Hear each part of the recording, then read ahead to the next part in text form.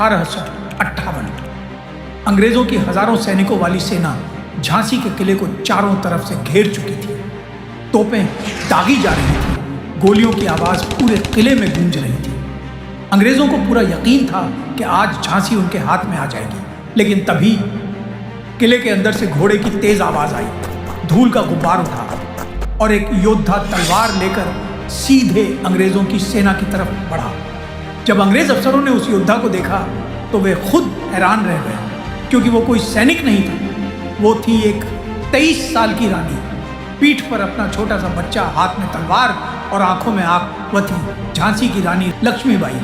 लेकिन सवाल यह है, आखिर एक अकेली रानी इतनी बड़ी ब्रिटिश सेना से कैसे टकरा गई? 19 नवंबर 1828 वाराणसी में एक लड़की का जन्म हुआ। नाम रखा गया मणिकर्णिका। बचपन में सब उसे मनु कहते थे। मनु बचपन से ही अलग थी। जहां उस समय लड़कियां घर के काम सीखती थीं, वहीं मनु सीख रही थी तलवार चलाना, घुड़सवारी, तीरंदाजी। कहा जाता है कि मनु 3 घोड़ों पर सवारी कर सकती थी। यही लड़की आगे चलकर बनी झांसी की रानी लक्ष्मीबाई। साल 1842 में मनु की शादी झांसी के राजा गंधधर राव से हुई। शादी के बाद उनका नाम रखा गया लक्ष्मीबाई। कुछ साल बाद उनके एक बेटे का जन्म हुआ, लेकिन दुर्भाग्य से वह बच्चा ज्यादा दिन जीवित नहीं रह सका। इसके बाद उन्होंने एक बच्चे को गोद लिया, दामोदर राव। लेकिन यहीं से शुरू हुआ असली संघर्ष। उस समय भारत के गवर्नर जनरल लॉर्ड डलहौजी ने एक नीति लागू की थी, जिसे कहा जाता था डॉक्ट्रिन ऑफ लैप्स। इस नीति के अनुसार अगर किसी राजा का असली वारिस नहीं है तो अंग्रेज उस राज्य पर कब्जा कर सकते हैं। अंग्रेजों ने झांसी को भी अपने कब्जे में लेने की कोशिश की, लेकिन तब रानी लक्ष्मीबाई ने वो ऐतिहासिक वाक्य कहा, मैं अपनी झांसी नहीं दूंगी। 1857 भारत में अंग्रेजों के खिलाफ पहला बड़ा विद्रोह शुरू हुआ। इस लड़ाई में रानी लक्ष्मीबाई भी कूद पड़ी। उन्होंने झांसी के किले की रक्षा के लिए सेना तैयार की। अंग्रेजों ने झांसी को चारों तरफ से घेर लिया।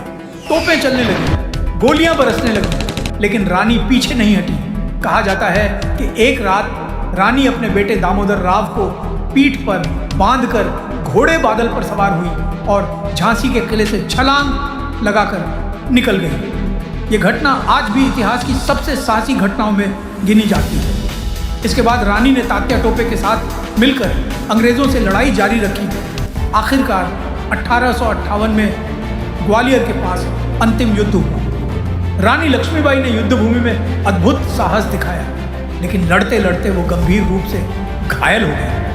18 जून 1858 भारत की सबसे वीर रानियों में से एक ने युद्ध भूमि में ही अंतिम सांस ली, लेकिन उनकी वीरता अमर हो गई।